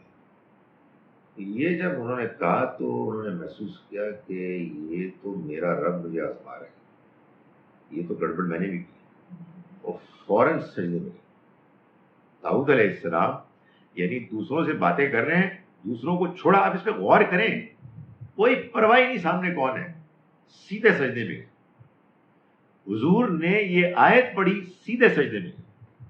یہ ہے اصل میں اللہ کا بندہ کہ باقی چیزیں چھوڑو. یہی نہیں، حضور کہتے ہیں کہ نماز پڑھتے ہوئے جنت کا ذکر آتا تو اللہ سے اس کی توفیق مانگتے، جہنم کا ذکر آتا تو پناہ مانگتے. جو دل میں آتا ہے یار آپ اللہ کا کلام پڑھ رہے ہیں تو آپ اس میں زندہ ایک نماز پڑھیں، اس میں انوالو. اس میں یہ کہ جب آپ جماعت فرسٹ پڑھ رہے ہیں اس میں تو کم گنجائش ہوتی ہے. اس میں تو آپ دعائیں نہیں مانگ سکتے لیجیے اپنی، تو آپ پارٹ آف دا میتھڈ کیوں بن گیا؟ اگر اتنا کلیئرلی آپ نے ایکسپلین کیا کہ دس از اے کیفیت trickling down to an individual, so why has it become part of the method? ہمارے ہاں لوگوں نے یہ جو بات ہے سجدے کی بات کر رہے ہیں، حضور کو دیکھا وہ قرآن میں شامل کر دیا. اس کے ثبوت کے لیے کہ یہ کوئی ایسی چیز نہیں ہے کہ جو حضور نے بتائی ہے، اس کو لازماً شامل کرو. یہی کافی ہے کہ سجدوں میں اختلاف ہے. سورہ حج کے آخر میں ایک سجدہ ہے جو آج بھی آپ جا کے دیکھ لیں مصحف میں, اس میں لکھا ہوتا ہے سجدہ عند الشافعی, امام شافعی کے نزدیک سجدہ. یہ فرق تو ہم کو کرنا ہے نا. لوگوں نے ایسا کیا, مجھے اس پہ کوئی اعتراض نہیں, اس لیے کہ انہوں نے کیا تو میں آج یہ تقریر کر رہا ہوں کہ خدا کے بندو غور کرو یہ سجدہ چیز کیا ہے. نماز میں سمجھانے کے لیے کہہ رہا ہوں, نماز آپ توڑ دیتے ہیں, آپ کہتے ہیں نماز بعد میں, سجدہ کیوں؟ اس لیے کہ یار وہ اتنی زبردست بات ہے کہ میں باقی باتیں بعد میں کروں گا, پہلے میں سجدہ کروں. تو یہی کیفیت کسی اور موقع پہ کچھ اور ہوتی ہے. میں آپ کہیں یار ایاک نعبد و ایاک نستعین, خدا میری مدد کر. میں آنیسٹلی بہت, یار یہ ہمیں تو یہی کہنا چاہیے, آنیسٹلی بہت کمزور. لگ یار روز شیطان آتا ہے, تجھے پتہ ہے, میری مدد کر. میرے سے نہیں ہوتا, میں بے بس ہوں. جسٹ اسٹارٹ ٹاکنگ ٹو ہم. آ جاتا ہے, پھر آ جاتا ہے, تجھے پتہ ہے, پلیز مجھے بچا. نفل میں تو آپ کر نہیں سکتے, تو یہ کرنا چاہیے, ورنہ کون بچائے گا آپ کو شیطان سے؟ اللہ میں ہی بچا سکتے ہیں. اور دوسری باتیں بھی جو ذہن میں آتی ہیں. اچھا جناب, یہ کنورسیشن نماز کے علاوہ بھی کر سکتے ہیں. بالکل کر سکتے ہیں, لیکن نماز میں تو کیفیت طاری ہو جاتی ہے. مطلب وہ تو آپ نے وضو کیا ہے, اس کے سامنے کھڑے ہیں, باقی بھی آپ کر. سجدے کی بات ہو رہی ہے, جو آپ قرآن پڑھ رہے ہیں اس میں آیت سجدہ جب آ گئی تو وہ سجدہ لازم آ جاتا ہے کیا؟ مطلب وہ کچھ بھی لازم نہیں ہوتا یار. مطلب آپ نماز میں بھی کریں تو نہ کریں تو کوئی فرق نہیں پڑتا. یہ تو اصل میں حضور نے کیا ہے, اور حضور نے جو کیا ہے اس کی ابتدا بڑی سعادت کی بات ہے. لیکن میں جو گزارش کر رہا ہوں کہ جب یہ حضور نے کیا تو زیادہ امپورٹنٹ چیز یہ ہے کہ ہم یہ جاننے کی کوشش کریں کہ کیوں کیا, تاکہ ہم اس اسپرٹ کو اپنے اندر پیدا کریں. ہم نے کیا کیا, اس ظاہر کو لے لیا اور اس ظاہر کو لازم بنا دیا. اب کیا ہوتا ہے, آپ نے سورہ اقرا پڑھی تو تھوڑی یہ بات ہے کہ پھر سجدہ نہ کر لیجیے. آپ کو سوال ہوتا ہے آپ کو کیا پرابلم, آپ نے تو آیت ہی نہیں سمجھی, یہ آپ کیا کر رہے ہیں, یہ مشکل ہے. یار یہ سوال بہت دلچسپ ہے, اس کا جواب میرے پاس کوئی نہیں ہے, لیکن سوال پڑھنے میں کیا حرج ہے. اور یہ آخری سوال ہے بغیر جواب. بیوی ناشکری اور غیبت یا تابعداری نہ کرے تو خاوند کیا کرے؟ میرا خیال ہے وہی کرے جو بھی ہم بات کریں, اللہ کے آگے سجدہ کرے. میرے مولا میری بیوی کو ہدایت. اچھا جناب, قولوا قولی ھذا واستغفر اللہ.